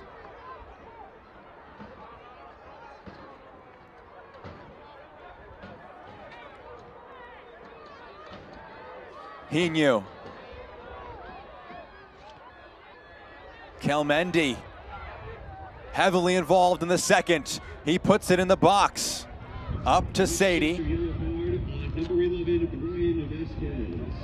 Rosero comes onto the loose ball. There's appeals for a handball. Referee waves him away. Sadie.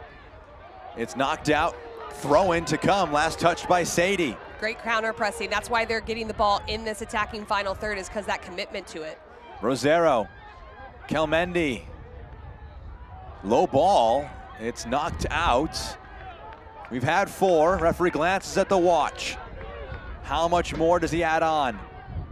A 1-2 played. Argudo trying to craft something. It's nodded down and away. Push forward. Only as far as Balon. Back in the mixer. Pancyprians. It's cushioned for Rosero. And it's wide for a goal kick. You could tell they were looking for Rosero in that moment. He's so good in and around goal, and just a great opportunity there.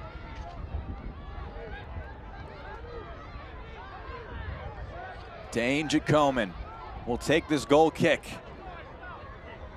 and hope to hear the sound of the referee's whistle as the ball flies. He'll hear it.